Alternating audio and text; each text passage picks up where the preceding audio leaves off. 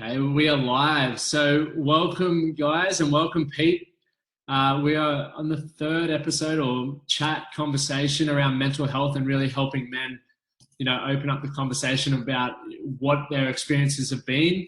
And, the whole purpose or my intention of getting this call series happening is to have people who've lived through it and been through it share their experiences. So, hopefully, other people can get a better understanding, but also, we can help raise this conversation for men. So, Pete, my man, we've been mates for a while now, and I met you briefly through our mate Ben Turner, who was actually on the call last week. But what really, whenever I think of you, it's that night we had after an event up here in Brisbane. we played some fun games down at the Summer House Cafe and got to know each other really well. But that was really when you first opened up to me about, your journey, the mental health challenges that you've had and how it's been for your life. And, from the outside looking in, when I first met you, I saw you as a successful businessman, father of 4 with some kids with special needs. But, I would have never have known that underneath, you would have had all these troubles and challenges, going on in your world. So when you opened up, it was a massive shock, but it was also, I don't even know how to describe the experience, but it made us closer, but it was also super incredible to hear it firsthand and get a better understanding of what shaped you to, into the incredible human you are today.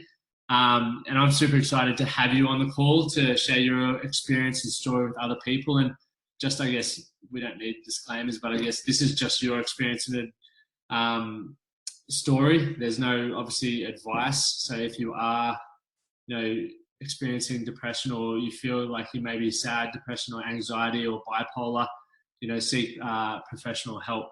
Pete, I'd love it if you could just start by sharing your experience, your story, and anything else that I left out from the introduction, and I'll sort of chirp in the way and sort of ask some more questions as we go. Yeah, thanks very much, Locke. Yeah, I've watched the other two chats you've done, and I've really, really enjoyed them. So I'm glad that I'm going to get a chance to talk to the people that follow you about my story and what's brought me to this point. I suppose the earliest place to start is, I was born into a middle-class family. Dad's a tradie. Mum worked in the family business, and just, normal kid, didn't really have too many issues growing up with, wanting stuff. Like, I was reasonably happy and looked after by my parents. Early on, I knew that something wasn't completely right. Like, I just wasn't happy all the time. Now, I was a kid who was pretty successful at sport. Pretty much anything I tried my hand at, I was successful at. Like, I didn't struggle to accomplish things in life. The only thing I really had trouble with early was school. Like, I really struggled to learn. I had, I could understand maths and English, but I couldn't read very well. But I got by because I could basically spin a yarn. I could get up in front of the class and I could tell a story and make whatever I was, doing believable. When I was in about grade 5, the teacher started to really tell my mum that I was way behind. And when I was 12, I was diagnosed with dyslexia, and said that my teacher had said I was a grade 3 standard in year 7, so I was 12 years old, and he was saying I was essentially like 7-8-year-old standard. And he was probably right. I couldn't read, but my mum had a lot of tests done on me, and they said I was dyslexic and I had a really high IQ, which has been a blessing and a curse in a lot of ways, because I have this number against my name that a lot of people think is impressive, but it's kind of like, the way I explain it to people, it's like having the answer to a question on the tip of your tongue and you can't access it. That's how I walk around all the time. So that's a frustration in itself. You've got a high enough IQ for the both of us. Sorry, mate. I do. Apparently. That's what they tell me. So when I got to about 14 or 15, I started to get myself into a lot of trouble, and that was essentially because I was trying to understand what it was about me that wasn't right. So, year 8 in school, I got expelled from the first school I was in. and a lot of other schools weren't interested in taking me on. So I knew that there was a lot of changes that had to be made, but I wasn't ready to sort of look at myself. I thought it was everyone else's fault, and I blamed everyone else. At my second school, I always find the people that are into the bad stuff, like I was. Like I was drinking early and taking some drugs and stuff like that at an early age. My parents were aware of some of it, but not completely aware of everything. My parents were the kind of parents who loved me, and they wanted, if you're going to do something, they'd rather do it at home where you could be monitored. Obviously not the drugs. I had no idea about any of the drug stuff I was doing, but especially drinking and stuff like that.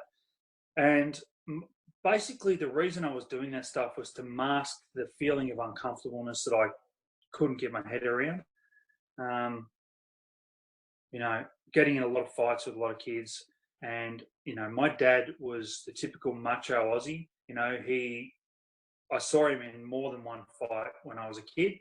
And I thought that's, what guys did to prove their masculinity. And for me, that was an uncomfortable thing, because I'm 6'4" and over 100 kilos, but I'm a very sensitive and loving guy. And I was pushing myself out of that to be a macho, typical, show everyone how strong I am by beating up the strongest guy. Now, I didn't go looking for that, but if it came, I certainly didn't come from it. Yeah, and just on that, Pete, like I feel a lot of people who are watching that can probably resonate, because the background I came from as well, playing sport and rugby, and typical Aussie thing is, we want to be the leader of the pack and the macho man and the feared man and however you would call it. And a lot of people get into that culture, even if it is against their natural, I guess, personality traits or anything like that. So it does feel uncomfortable. And the fact that, you're standing here 6'4", 100 kilos, and you can be open and honest about being vulnerable. And one of the things I would love to see in the future is more men opening up and being vulnerable, because that's one of the biggest reasons why suicide is so high, is because we can't open up about stuff that, traditionally we would have been called a sissy, or all the terms that belittled us or made us feel like less of a man. So I think it's awesome that, you were aware of that at such an age, because most people, some men still aren't even aware of it. It took me 26 years or 25 years to figure that out. So it was awesome to hear that you were aware of it at a young age. Yeah, I was aware, but I was really uncomfortable. And, my troubles kept escalating from that point. I got expelled from my second high school at the end of year 9. And that was basically around drinking and fighting and just being a thug or a loser or whatever you want to do. Now, that basically put me into a really low level, and that was around the time I got my diagnosis of clinical depression, and I just couldn't get happy. So as a 14-year-old, I was medicated. I had antidepressants that I was on, and I noticed that they never really made me super happy, but it definitely took the edge off of me feeling down. And I'll touch on this again later, but I probably thought about suicide 3 or 4 times before I was even 14 years old. Like, stood on the double-story section of our house and thought about throwing myself off. That's how much I hated life and the world as a 14-year-old kid. Can I jump in just there? Yeah. I cannot even comprehend what it would have been like at that age, because at 14 I was completely oblivious to suicide, depression, anything like that. And I'm so grateful for that, but also I'm really enjoying hearing your story here. But so you're 39 now. I think we just figured out before. Figured it out. You already knew that, but I asked. And you've been clinically diagnosed with depression and medicated since you were 14, right? So yes. That's 25 years. So for people watching, it's like, I want you to get this, that I'd love for people to understand that it doesn't matter how low a place, like you were 14 and thinking about throwing yourself off your roof, right? Yeah, here we are 25 years later, you're sharing your story and you've achieved so much. So I think, this Ben Turner said last week, it was something that I'll never forget, is just wait 10 minutes. Wait 10 minutes. You've waited 25 years, man, and you're just killing it at life. You've got a lovely family and everything's going well. Not to say that it doesn't creep up, but yeah, so awesome stuff, mate. Like, you seriously, this is such a powerful story. The fact that 25 years later, you've been to the lowest depths, and I'm sure you're going to share a bit more, but you can still have a happy and enjoyable life. There's still opportunities to come. It all goes in waves, So yeah, I just wanted to sort of Yeah, thanks, mate. The around this time as well, I started to go off the rails a lot more. Like, the drinking was weekly, probably more than week. Yeah, probably every Friday and Saturday night. And like, I was playing pretty high level sport at the time. As a 14-year-old, I was playing the highest level of basketball in Victoria, and just on the verge of making the state team in under 16s. And at the same time, as on the outside, everyone saw me as being successful and achieving goals that I'd set myself. In the background, there was this underbelly where I'd gotten right into amphetamines, and on a weekly basis I was taking amphetamines. The first time I tried amphetamines, I was a 12-year-old boy, and they were offered to me at a sporting event by a guy who was older than me and who I thought was my mate. And and from that point on, it's hard to explain, but for anyone out there who has been down this road and has tried stuff like that, it takes you away from that feeling of lost, being lost and not knowing what the right path forward is. So for me, it numbed any of the self-loathing and stuff like that I was going through, and helped me to operate at a level of what I saw as normalness and lack of social awkwardness around people. Now, I'm not saying that I was unpopular or anything. Like, I had a lot of friends, but I felt uncomfortable with all of them. I was the guy who could stand in the room with 30 guys and they'd be all cheering my name, and I felt alone, and that was a really difficult place for me to be in. I was very lucky that after I got expelled from second high school. What do you mean by Sorry, mate. What do you mean by alone? Like, you were the center of attention, say, in the group of a whole heap of people, and like, what did that feel like to be alone? Because this is I've had a few mates commit suicide, and they were people that you didn't expect it, that were in similar situations as what you probably were as. And so what's that feel like to feel alone? If you could elaborate on that a bit. Yeah, it's absolutely horrible, and I can't see that. Like, the best way to explain it is that I'm in that room, and I could have had 5 or 6 meaningful conversations, and all I can think of is, no one here wants to talk to me. These people aren't interested in me. I need to leave. No one here wants to talk to me. I'm alone. And, I've had my wife in the room with me when I've been through these periods, and I'm just like, I really want to go. No one here wants to talk to me. And she's like, you've been talking to people all night. Everyone's here for you.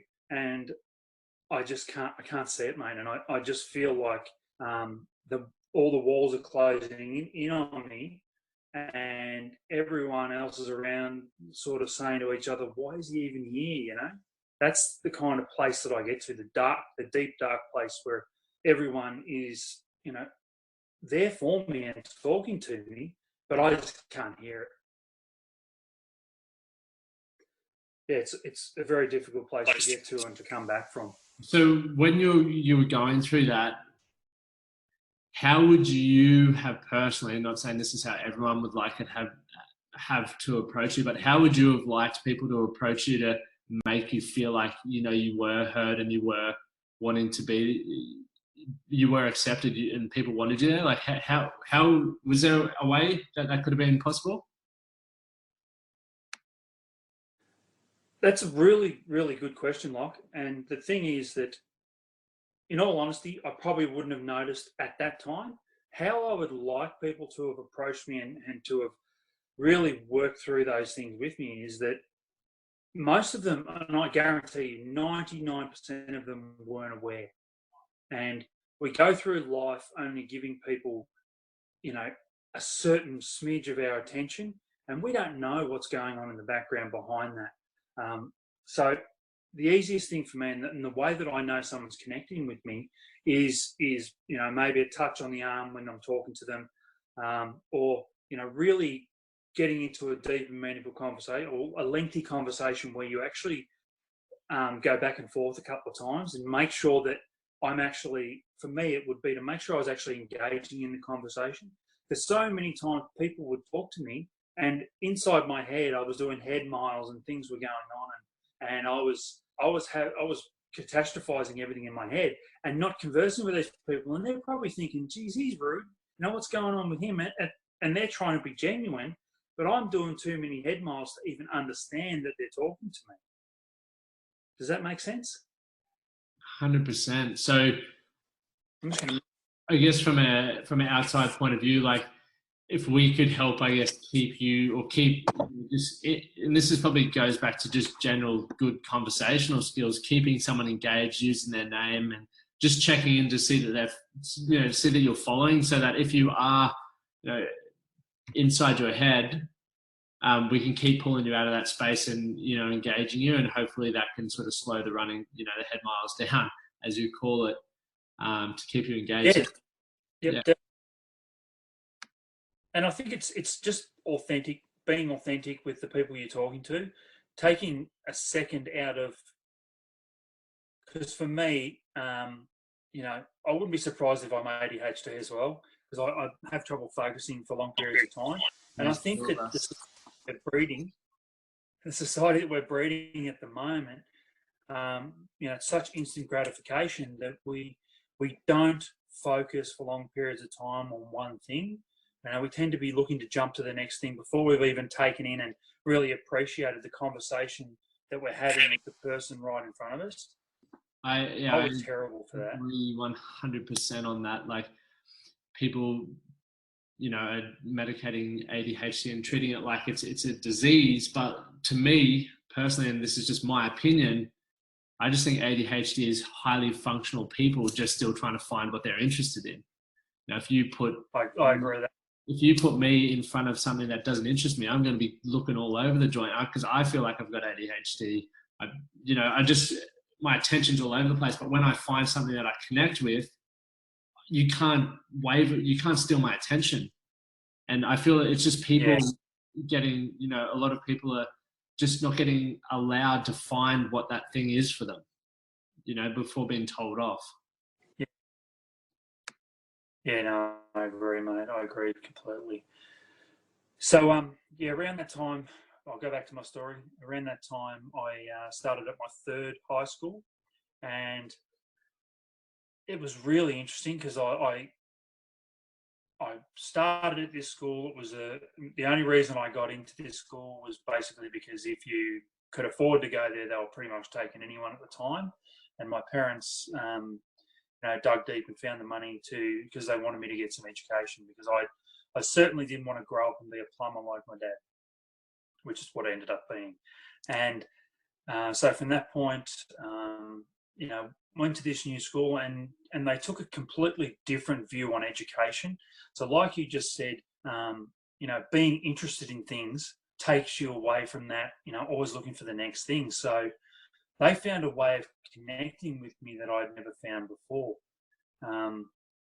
That helped me get some education and you know, basically get through to year 11 in school, which I never thought early on that I was ever going to do, because I didn't think I was capable of it.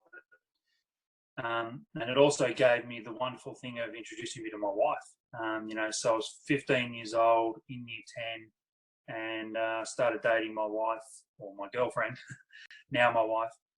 So, that's 24 years we've been together, and married for 16. So that's awesome. That is awesome. But all this was going on, even though Kate and I were so close, even she didn't know the things that were going on when she wasn't around, The only person who sort of knew the things that I was doing was my brother, because he was right alongside with me. And my brother and I were 15 months apart. We played a lot of sport together because I played a lot of times up an age group to play with him.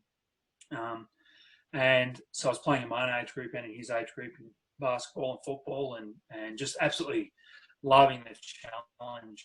And, he was always my biggest competition. And he's such a competitor, whereas I was probably lucky enough to be born with a little bit more skill.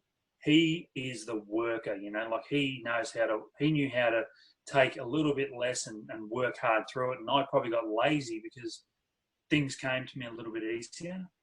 But at the same time, when we're away from that stuff, we were basically, Friday night drinking. Well, Friday night I usually play basketball. Saturday all day I play basketball.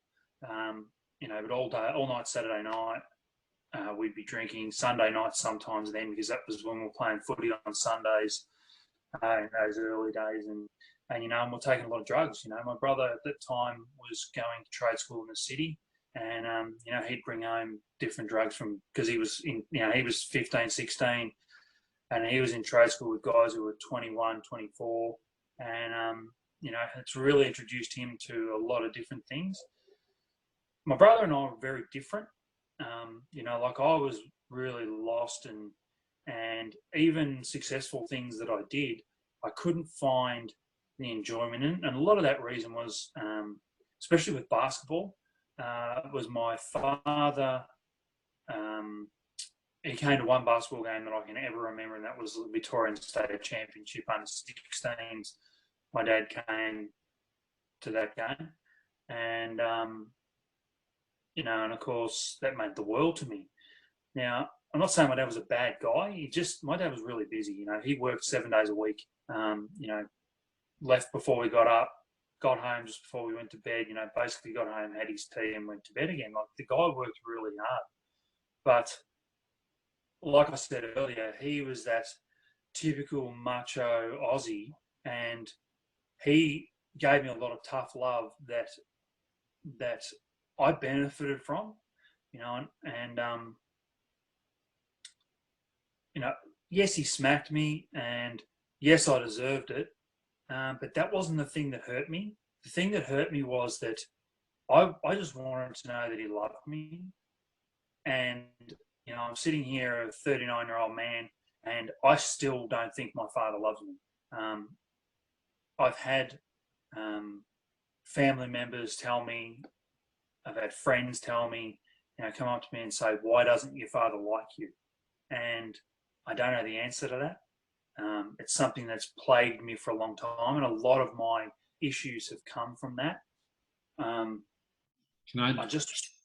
Sorry, man. This is awesome. I think this goes back to what you brought up earlier about being vulnerable and doing all this sort of stuff, especially as parents. And you don't realize, like, I know a lot of parents work hard because they want to give their kids or their children, incredible lives and look after them and stuff. But there's no money or materialistic possession that you can, that can replace your time and the relationship that you have with your family. Like it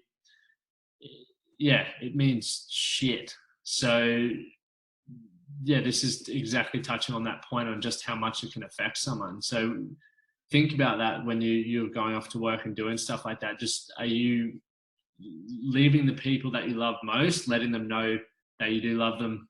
You know what I mean? Because there's definitely times where you need to work and be away.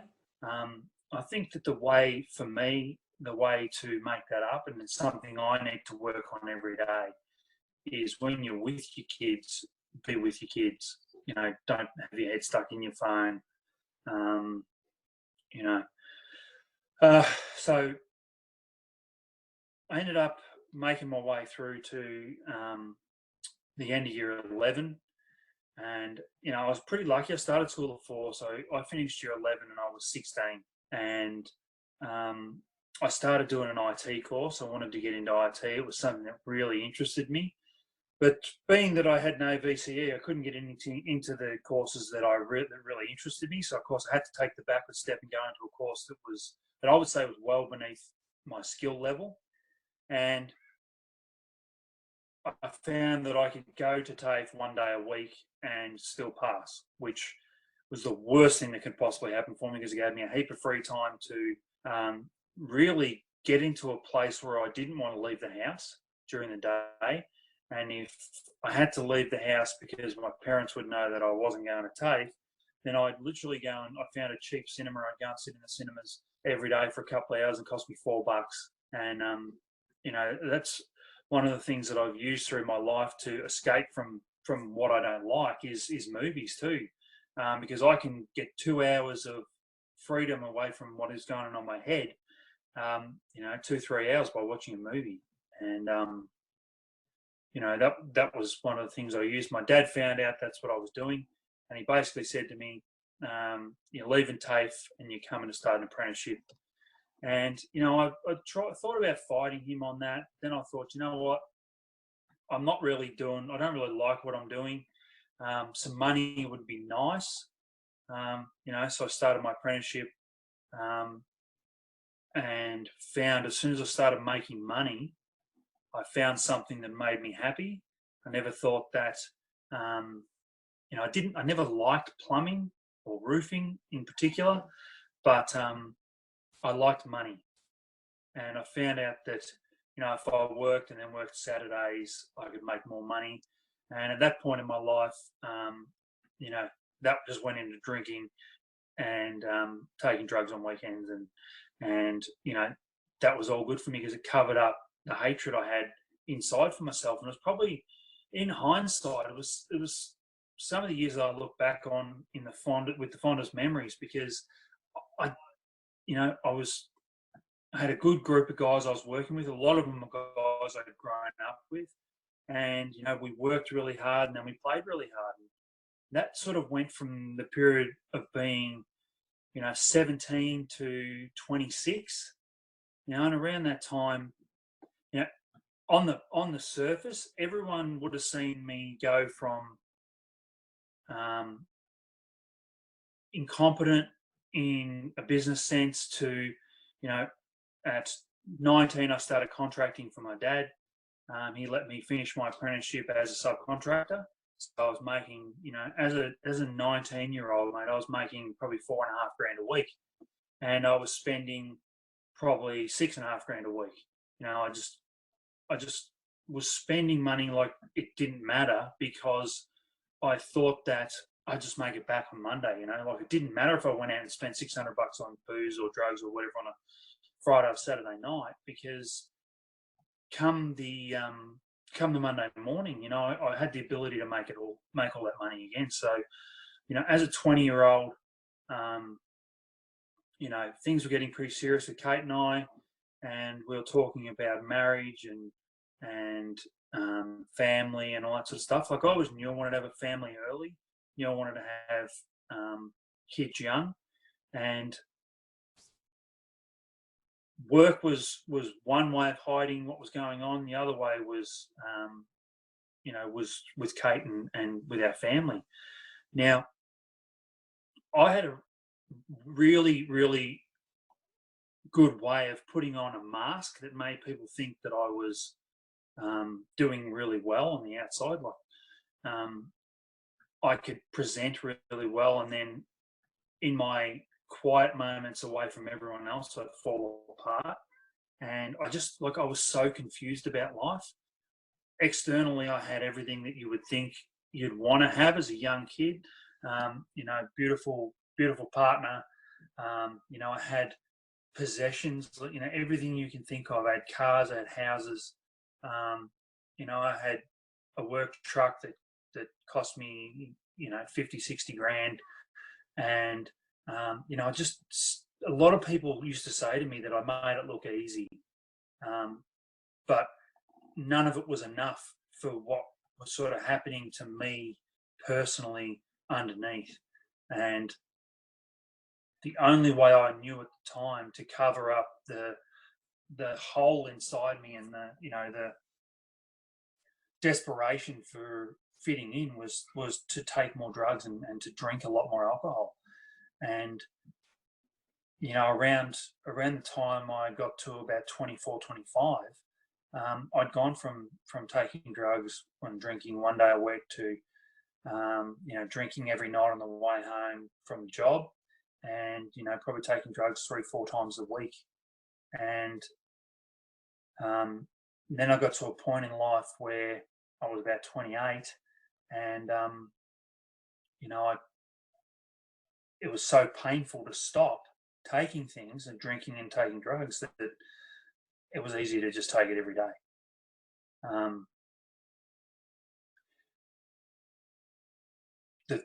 Probably the part that I jumped over is when I was 22, my daughter Claudia was born, and when she was 6 weeks old, she was diagnosed with cystic fibrosis.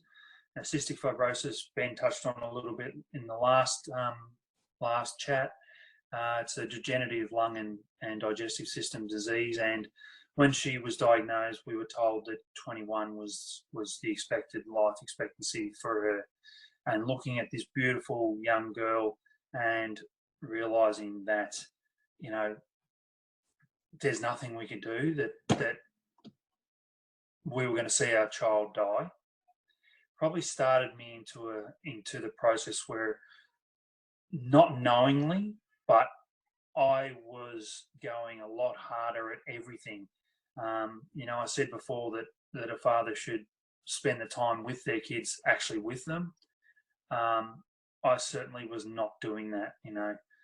My time with the kids was comatose, basically. And Claudia has spent 3-4 weeks a year, every year of her life in hospital. And the longest stint she had was basically 4 months in 2000. She's had 2 years. 2012, she had 4 months in hospital, and 2016, she had 4 months in hospital. And we've almost lost her, and probably 3 times the doctors have told us this could be it. And to her credit, her strength, she just keeps bouncing back. So she was born in 2000, 18th of September 2000. Kate and I were married in November 2001, and it was a special moment to have our daughter at our wedding and share that with her. Soon after that, basically 12 months later, November 2002, our son Lachlan was born, and it was just awesome, having one boy, one girl, and just loved having him. And Claudia, probably tried to kill him 5 or 6 times in the first 12 months, but she loved him in her own way. But it was obvious from sort of 6 months old, something wasn't right with him. He was he didn't develop in the same way Claudia did, and Kate and I just had a feeling something was a little bit different. And Kate was very proactive, and she was back and forth to the doctors a lot. And I think one thing for any women that are watching who aren't mothers yet is mother's intuition is a real thing. And if you feel something about your kid, don't let a doctor dishearten you and tell you that nothing's there, because my experience with Kate is that she has been amazing with knowing something's just about to happen or is going on just before it does. So at about 3, Lachlan was diagnosed autistic. He was a 3-year-old boy. He wasn't walking, couldn't talk properly, and he had just fascination with things that spun, he was rocking in bed and banging his head on things, and he's the most amazing child. But you could just tell that he needed to find some stimulus that worked for him in life. So around 2005, around 2005, that was a real hit to me, and I started to question whether the drugs that I'd been taking in the time of his conception had caused him to be the way he was. And,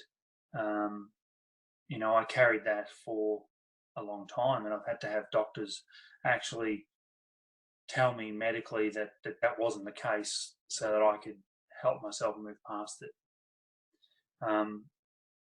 Right around the time that he was diagnosed, Kate was pregnant again, and we found out that we were having twins, which was a very big surprise for us because there was no twins anywhere in our family. We were also told at the same time that one of the twins had cystic fibrosis and one didn't, and that if we wanted to, we could terminate the one with cystic fibrosis and keep the one who didn't have cystic fibrosis. Now, I'm not going to say we didn't consider it, because we considered it for about 10, 15 minutes, and we both agreed that it wasn't something we could do for so many reasons, but mostly, how could you be, one child in a womb with another child, the connection they talk about with twins, and that's probably irrelevant in the grand scheme of everything. But we just didn't. It's just not something we can do. And I don't have a problem with abortion in any way, shape, or form. I think it's right for the people it's right for, and that I think was almost a straw that broke the camel's back for me. I certainly went off the rails a lot more then, and I hit the point that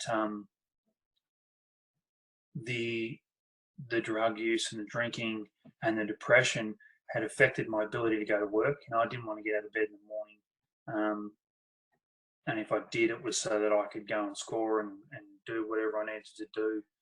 And so I'd rush out of the house just so that Kate wouldn't know what was going on, and I still to this day don't know how I managed to hide all this from her. She knew that I was depressed, and she knew that basically my Sundays consisted of me lying on the couch, angry at the world and all that sort of stuff. So that was a really difficult period. And then we actually separated not long after that for a little bit, and that was basically because I was so lost and I wanted to die, and I'd probably had some serious attempts at committing suicide by then. I'd driven off the road, tried to hit trees, but always just managed to stop at the last minute. I'd gone on to, because I work in roofing, I'd go on to really high things and look at throwing myself off and trying to make it a work accident so that Kate would have some, she'd get some money for me dying. And I basically would try to hurt myself at work so that I wouldn't have to go to work anymore. I just thought that the thing that was my work, I thought that was what had created this problem. But it's taken me a long time to realise that wasn't actually what was causing the problem. What was the turning point for you, Pete? The turning point, in all honesty, was in 2009. Kate and I had been separated, back together, separated, back together, and we were separated at one point. And I had everything that I had accumulated as a young guy working really hard was gone. I'd spent a lot of it on drugs and trying to make myself feel better, and I'd buy things that I didn't need. And in 2009, I started actually, hocking a lot of my stuff at cash converters, all the things you hear about, people with addiction problems doing. And at this point in time, I had no idea what addiction was. I just thought I was depressed, just depression. I knew I had depression, and I just couldn't quite work out what was wrong with me. And I got to a point where I did a couple of things that I really didn't agree with. And I rang Kate and I said, listen, can we go out for dinner? And, to her credit, she said, yep, let's go out for dinner. And I think she had more faith in me than I had in myself.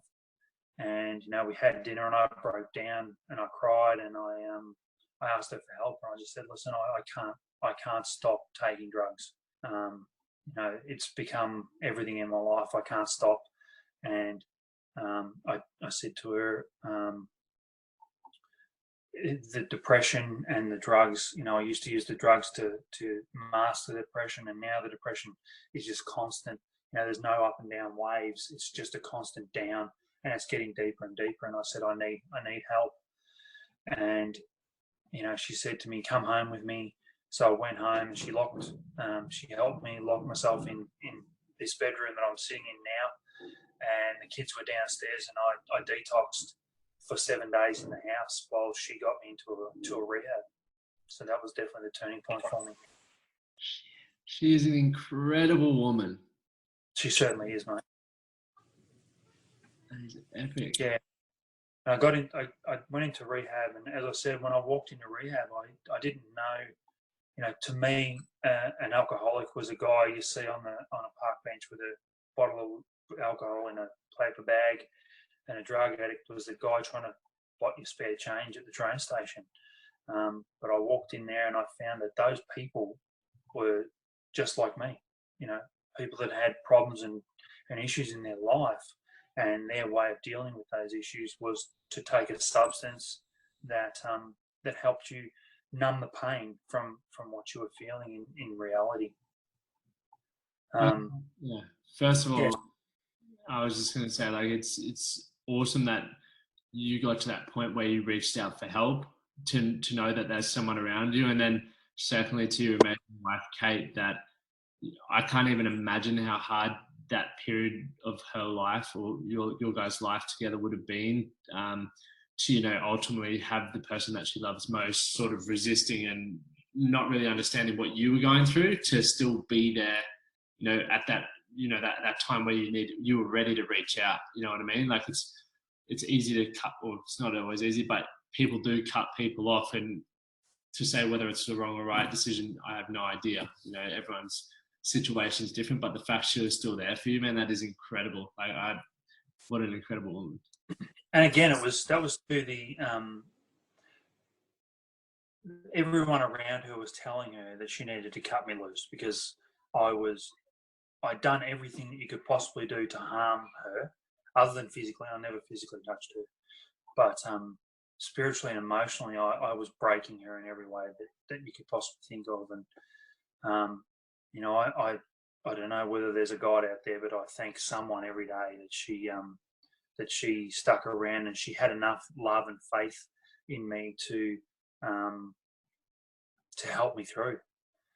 So after that point, I went to rehab for 28 days, and I came out of rehab, and I thought that, this was where life was going to turn the corner for me. And I learned very quickly that the reality was that nothing had changed.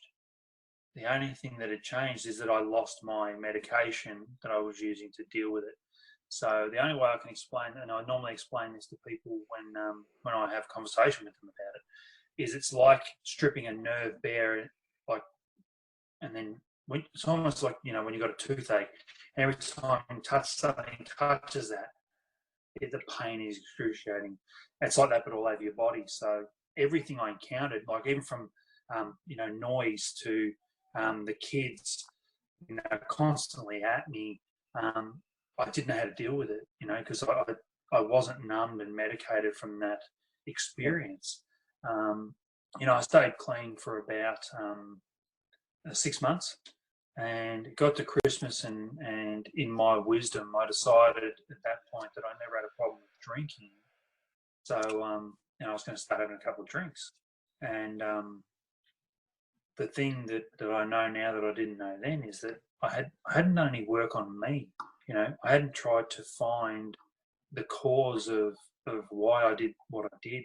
I hadn't done a lot of work with counsellors on my depression and my anxiety and all those problems. So I was basically just throwing fuel on the fire. I managed to, I would say, drink like a normal person for about 3 years. And, so I'd go to work, I'd come home on a Friday night, I'd have a couple of beers and then have a bottle of red wine with Kate, or, a bottle of white, and quite civilized for a long time. And, but inside, the pit was growing again, and I could feel it. I could feel it growing, but I was trying to pretend that it wasn't. Yep.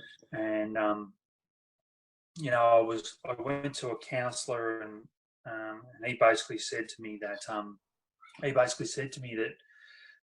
you can't drink. Addiction's addiction, pretty much. And I said, I know, I'm fine, mate, I'm fine. And I didn't like what he was saying to me, so I decided that I wasn't going to see him anymore. And I spent 3 years like that, and yes, I was present. I was working. I was around for the kids, but I wasn't any better than the day I stopped taking drugs. I was not a better person. I was exactly the same. And I went to an engagement party and had a heap of drinks, and someone offered me some drugs again. And and before I'd known it, I had it, and then of course straight away started lying about it and pretending that that's not what had happened, and I got away with that again. So let's jump forward a bit to where, obviously, because I want to respect everyone's time. Yep. In the point, obviously, or just give a quick overview of where you're at in terms of, I think, obviously, yep. lapsed and. So 2012, 2012, I got clean again, and my last drink or drug was the 29th of September 2012, which is grand final day here. It was grand final day.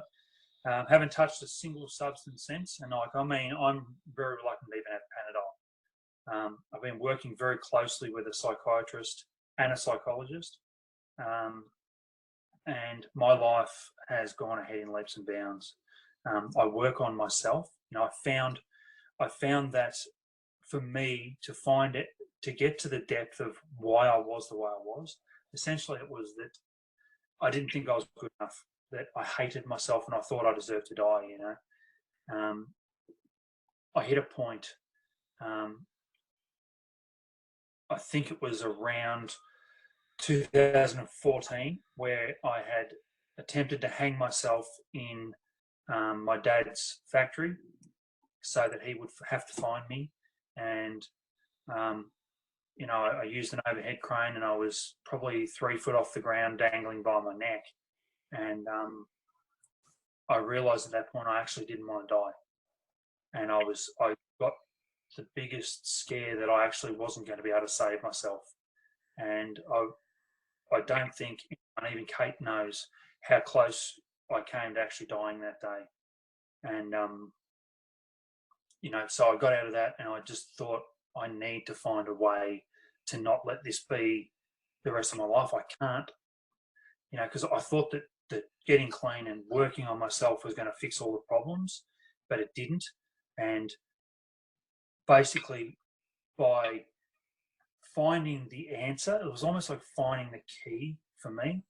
I realized that I needed to find things that made me happy, and spending time with my family was certainly one of those.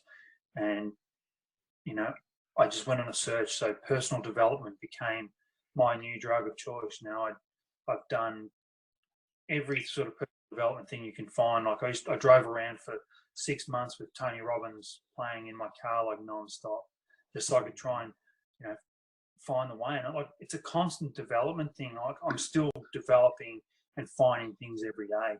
The thing that has turned the corner for me recently, and you know, it's almost like when you're ready, the things will appear.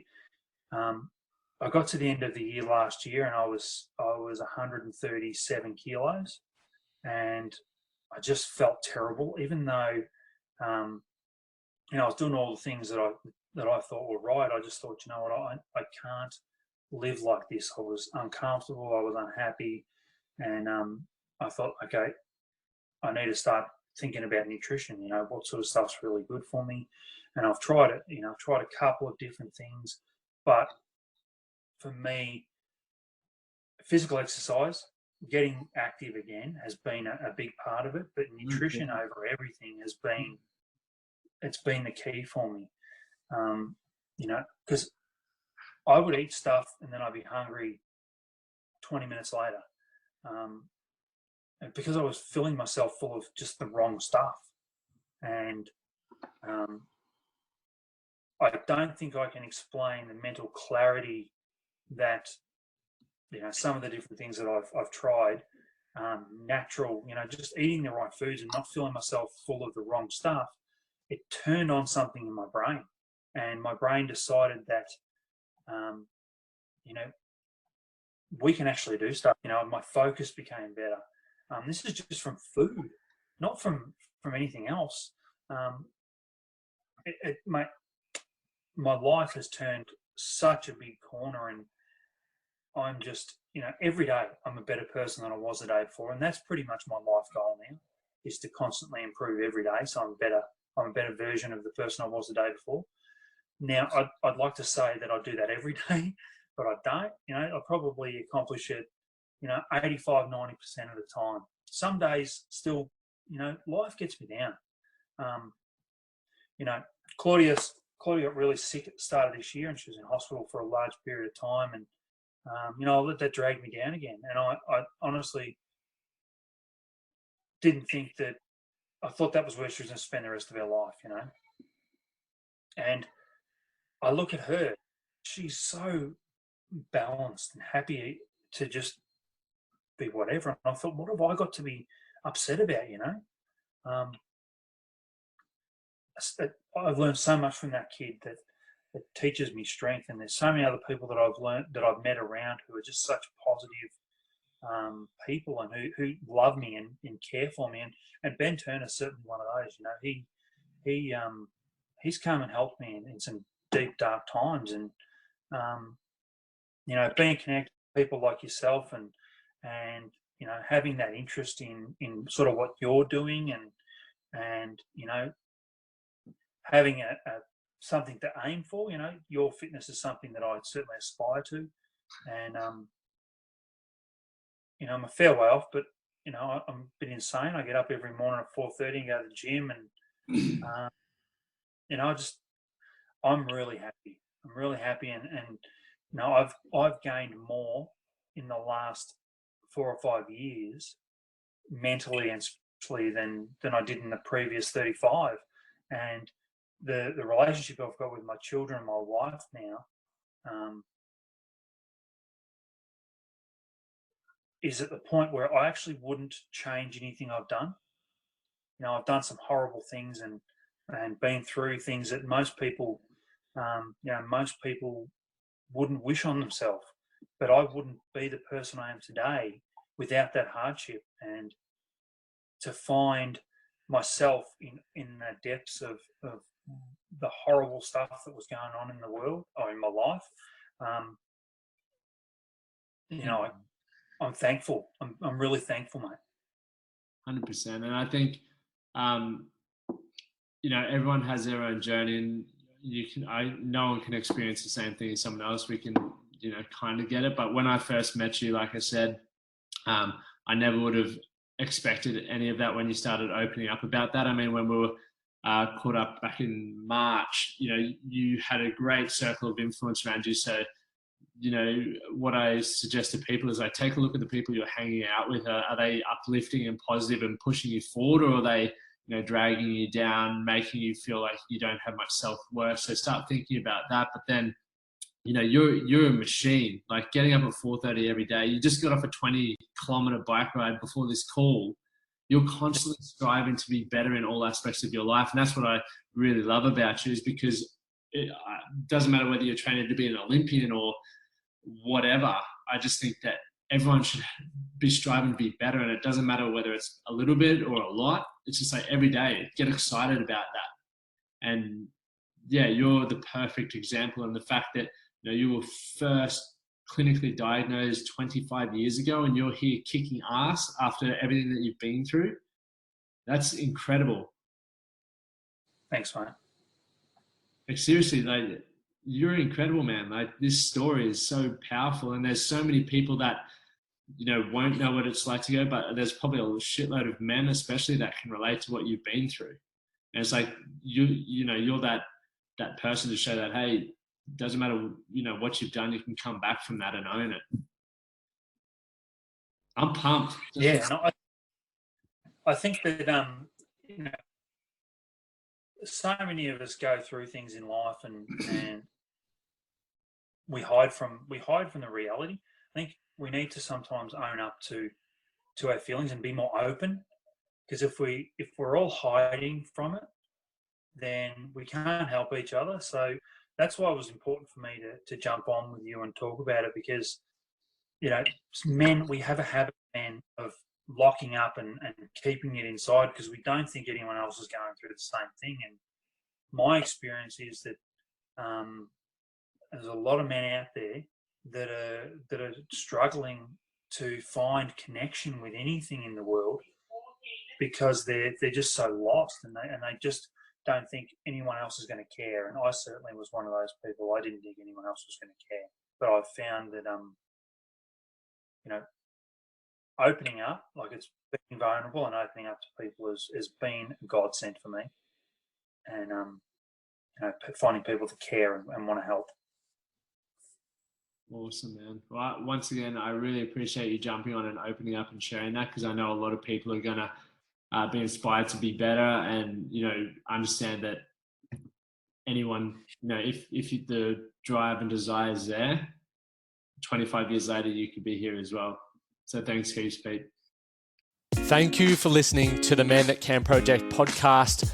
My name is Lachlan Stuart, and I hope you enjoyed this episode and found it helpful. If you did, please take a moment to rate and review the Man That Can Project on your favorite podcast platform. And don't forget to subscribe to stay up to date with our newest episodes. We'll see you again next time.